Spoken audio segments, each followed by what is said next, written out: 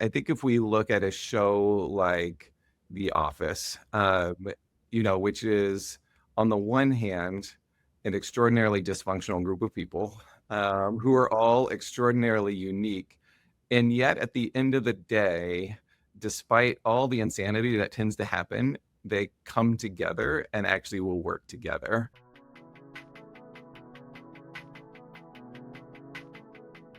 TV can make us laugh, even cringe, and sometimes rethink what normal looks like at work, especially if they take place in a workplace setting. But how much do these fictional workplaces shape our expectations of real life jobs, our bosses, and workplace culture? Well, today we're going to unpack how television both reflects and even reimagines what it means to be part of a team, deal with conflict in the office, and find meaning in our careers. And to do that, we're having fun with it by diving into some of our favorite workplace shows like The Office, Parks and Rec, my personal favorite, Severance, and so much more. We'll explore how these series of art are imitating life or how life imitates art. So, joining us today is Temple Northup, Director and Professor of School of Journalism and Media Studies at San Diego State University. Welcome to All Things Work, Temple. Thank you so much for having me. I'm excited to be here. Very excited to have you. I got to start it off. Which show is your favorite that really, dives into the workplace a lot? Oh, I mean, that's like asking someone to choose their favorite kid, but I would say, I mean, The Office is just one of the great all-time shows, so Hmm. that one's the first one that comes to mind. Ted Lasso is another one that I Yeah. just absolutely Oh, love. yeah. But Severance, if we're going a darker direction, Severance is a great option as well.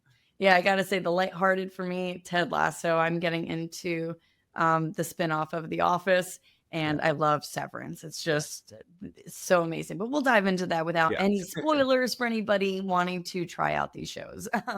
So let's kick things off with, how do you see television's portrayal of workplaces really influencing viewers' expectations of what is normal in professional environments?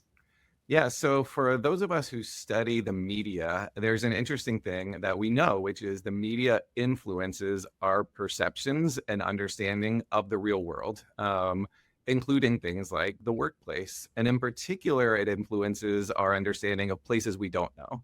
So if I were going to watch a show about university, I would be very easy to pick it apart and say what's real, what's not, what are the flaws. But if I were going to watch a show set in a hospital, a police station, a lawyer's office, things like that, that's not an area that I'm super familiar with. And so my understanding of how hospitals and emergency rooms work is largely influenced by the representations I see in the media. And so, the media representations can have a really powerful impact on perceptions of workplace and perceptions of how do people interact and what's appropriate or even professional behavior within those workplaces. So, do you have specific examples where depictions on TV really set that unrealistic expectation or, just differences than what people would expect in like workplace behavior, culture, or even conflict resolution? Yeah, I mean, I think to some extent, every TV show sets an unrealistic expectation For in sure. terms of appropriate behavior, about how an office might function. I think, when we think about these shows, what makes them successful, in my view, is workplaces are one of those fundamental aspects of life. We all work somewhere, or almost everyone works somewhere. We almost all have coworkers, whether they're in person or even or virtual now increasingly. And so, we have these relationships that exist in our life. And so I think seeing them represented in the media. So whether it's in a hospital or on a space station or somewhere, beyond, we Yeah. can relate. We can relate to those stories because we can see ourselves very much in a lot of those spaces. We've been in those meetings. We've been in boring meetings where we can really relate to those. We mentioned earlier that there's kind of this spectrum, a range of workplace representation in television, like you said. Severance, if people don't know it, it's a little darker. It's almost dystopian take on work-life boundaries and organizational control. But also, you have those more lighthearted, comedic portrayals of everyday office life. The Office, the spinoff, the Paper, Parks and Rec. It, and those focus on interpersonal relationships, personal growth, as like Ted Lasso does, and the challenges of teamwork within those organizational settings. So, what you talked about the psychology of it a little bit, how people are just influenced by the media so easily in everyday life. What psychological or even cultural factors make these extremes both familiar and compelling? Yeah, I mean, so going back to this sort of universal aspect of the workplace, I think there are psychological tensions that exist within all of us that can be seen in those shows. So shows as different as Severance and Parks and Rec have, I think, these tensions that exist. So a specific example that I can think of is I think we all have this idea of creating a separate personal and professional life. We like to have a work-life balance. So we can look on the one hand, we have Severance, where it is the most distinct work life, because not to give giant spoilers away, but you literally don't know what you do at your job. And when you're at your job, you don't know who you are professionally. And so that's an interesting thing to explore in terms of the ultimate connection. And at the same time, while we want to have that, I think we want to have that separation. We also want to have like a group of people that we get along with. And so when we see shows like Parks and Recs and The Office, right, they create their own little community within themselves. There are a lot of relationships. They seem to hang out a lot after work, their parties, that they all do. And so I think we all have this tension of wanting to disconnect and have work and our professional or private lives be separate, but then also actually wanting to have that connection with people with whom you work. For this next segment, I'd love to highlight a few key workplace themes, and I'll invite you to share some examples of shows that, from your perspective, represent each theme really, really well. Do you want to dive into that? Let's do it. All right. The first theme is effective team dynamics. Which show would you think best represents that? Well, there are a couple that come to mind. I think if we look at a show like The Office, which is on the one hand an extraordinarily dysfunctional group of people who are all extraordinarily unique, and yet at the end of the day, despite all the insanity that tends to happen, they come together and actually will work together. And so I think when we think about like what's the ideal for group dynamics, it's that we all actually at the end can push something forward, regardless of how different and unique we all ultimately are. Yeah. And the next theme is conflict resolution. I thought of a couple for this, but I wasn't sure. Yeah. Well, so what comes to mind with conflict resolution is actually going back to Ted Lasso. Yeah. He has a great speech, I think in the first season, about being curious rather than judgmental. And so approaching everything with curiosity rather than judgment. And I think that's kind of his leadership style. And so we see incredible conflicts on the show played out many times. But I think he invites people in and is curious about what's at the heart of why someone is upset. And so rather than just discussing the behavior, like understanding why the behavior exists, I think is something that he does really well. And you see it, almost always pan out with effective results. Yeah, I think empathy is a good theme throughout that show. And I think that I love that. And I know this could also be a Ted Lasso one, but I'm curious what other shows you might think about this next theme, which is positive leadership. Yeah, I mean, there we've got to go to Leslie Knope from Parks and Rec. Yeah. Just like boundless enthusiasm and just optimism. When you think about who do you want to work for, you want to work for somebody who is just sincere, who's caring, like can still make decisions and can make difficult decisions even, but just has this energy about her that how would you not want to work with her? In such in what certainly portrayed and probably accurately not the most glamorous area of government. You're working for the Parks Department, and yet she takes it seriously, and with enthusiasm. So I think she's a great role model for that positive energy. Amy Poehler does it well. Okay, finally, authentic demonstrations of psychological safety. Maybe not Severance. And definitely not Severance. Also definitely not Succession. If you've seen that show, where everybody takes advantage of any weakness that they see, they're going to take advantage of that. I go back to Ted Lasso again. Of just he's open from the second he gets there. That he somehow ended up in a job coaching a sport that he knows nothing about. He has a breakdown at one point, and he doesn't hide behind it and pretend, oh, I'm a flawless leader, but is very open about his flaws. He looks for people who know more than he does to help him when he's trying to learn how to coach a game that he doesn't know. And so, when you create that sort of openness, it permeates your organization, so everyone feels that sense of openness. Yeah, and we even had Jason Sudeikis at SHRM 25 in San Diego, where you are, and he came on stage to talk about the lessons from Ted Lasso. So I was so happy to see him there, and it was just a real good lesson for the workplace to lead with empathy and to be vulnerable in leadership. So Temple, we're gonna switch gears here with a little more fun segment. This like whole episode's fun, but we're gonna have even more fun with this segment called Workplace Would You Rather. So I'll present you with two workplace scenarios inspired by those popular TV shows we've been talking about, and I'd love for you to choose one and walk us through your reasoning. There was one question here. I'm like, I don't even know which I would choose, so I'm so curious as to what you have to say. I'm terrified of this section, so let's do it. That's awesome. The fear motivates us. Okay. Would you rather be part of the Parks Department in Pawnee from Parks and Rec, or the writing staff at TGS from 30 Rock with Tina Fey? Oh, I mean that's a challenging question. On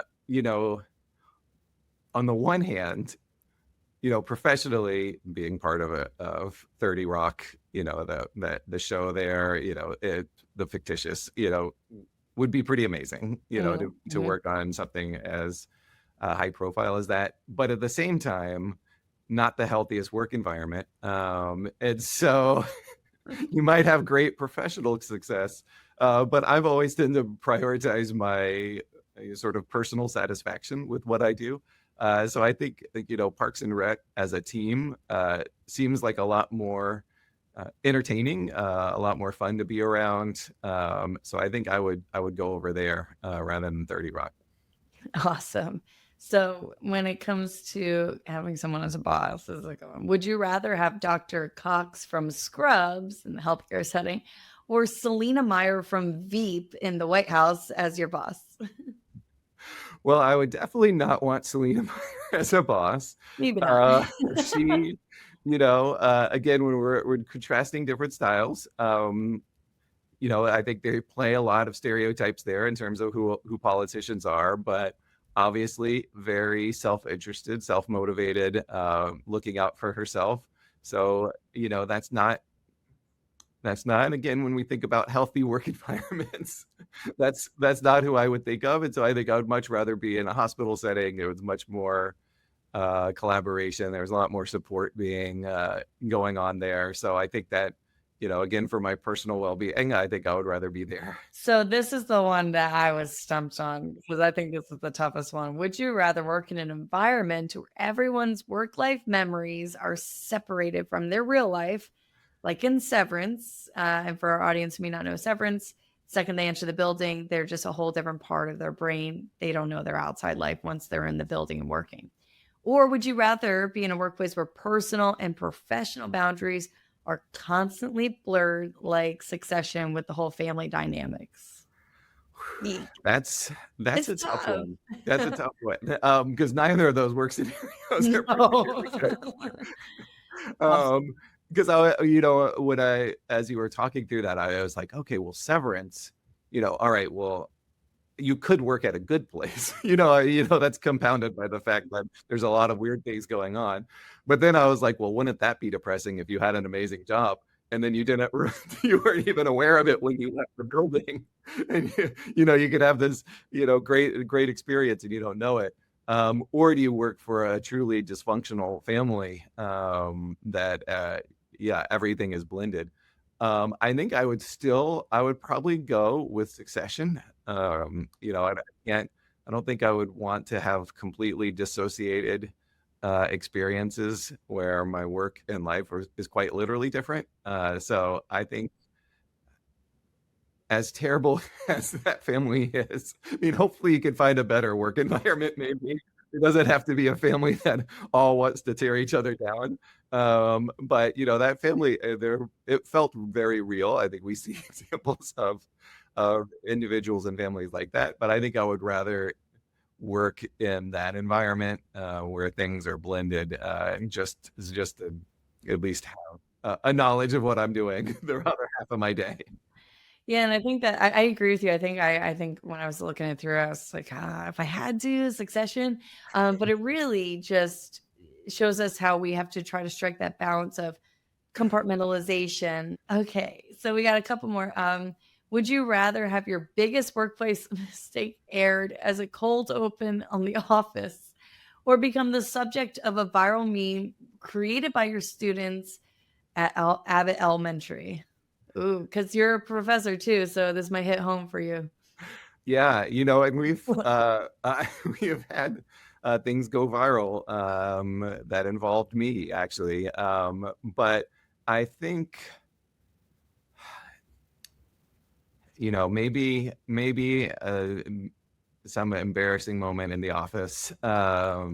Because there at least it's always lighthearted, it's always funny where the internet can be a mean place when you go Yeah. viral. So I'm always a little wary of students posting and where things might end up. So I think the little lighthearted mistakes that might happen in the office, I would probably go with that. All right, finally.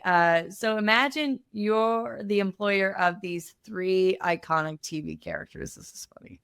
Would you choose to hire? Who would you choose to hire?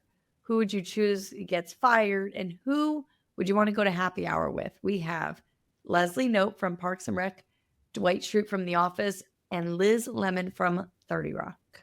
Who would you hire, fire, go to happy hour with? Um, I would definitely hire Leslie No, Mm. because I feel like, again, that's the kind of energy that how could you be Yeah, upset? can't get mad about There's that. somebody who's just coming at life with a positive attitude. So that's somebody I definitely want to work with. Mhm. Um, I would probably I would probably fire Dwight. There, yeah, sorry, Dwight. I mean, there's honestly HR does not serve the office well. There are a lot of HR violations going on. So I feel keeping Dwight around after some of the things that he does is probably setting yourself up for a lawsuit. So I think you gotta send him. And then Liz, I mean, the stories I think she could share, I think that would make for a fun happy hour. So I'll take her to happy hour any day. We've done this kind of segment before on All Things Work, but this one is a little more fun because it has to do with our favorite TV shows. The segment's called Who Said It? TV boss or real boss. So I'll provide a quote about leadership or work. Some will be from those iconic TV bosses, and some are from real life leaders. Your job is to guess which one, bonus points if you guess who said it. So we'll Okay, start with all the right, first one.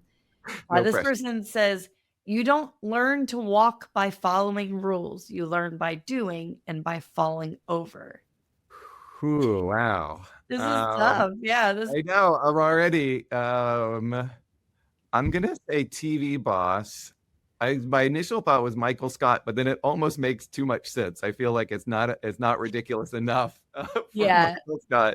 But I'll say a TV boss.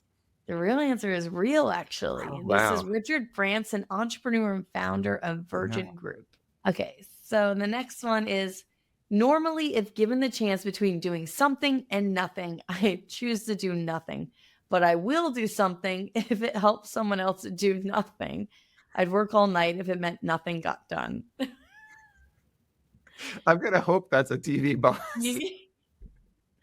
Yeah. Yeah. All Can right. you guess which one though? I'm curious.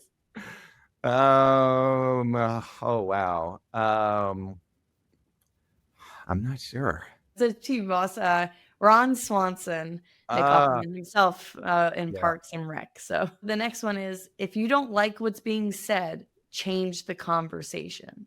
Yeah, I feel like that's a real boss. It's fake. Oh man, I was like, I feel like I've seen that somewhere.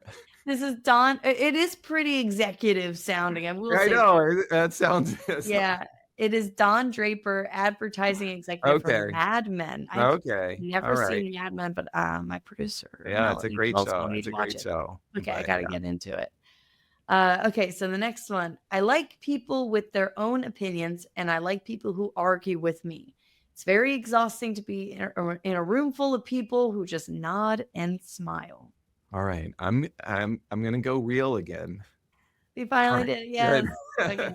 Real Shonda Rhimes, CEO of Global Media Shondaland and the creator of hit shows like Grey's Anatomy, Scandal, and Bridgerton. So she's in the TV world, but that was a real quote. So we got one more. Finally, if your actions create a legacy that inspires others to dream more, learn more, do more, and become more, then you are an excellent leader. I'm gonna guess real. Yes, but can you guess which celebrity? Maybe it's a little wide net to cast, but Um, I don't know. that's okay. Dolly Parton, I would never famous would have and gone lovable there. Dolly Parton, Amazing. the country Yes. music artist we all know and love. She owns the Dollywood theme park and the Dolly Parton Foundation, so she is a business leader through and through. Temple, it was so wonderful having you today. Thank you so much for having fun with us. Like it's really great. Sometimes workplace topics can be serious, but I'm so glad we got to have a blast today with this. Absolutely. I love joining you. All right, that's it for this episode. We'll catch you next time.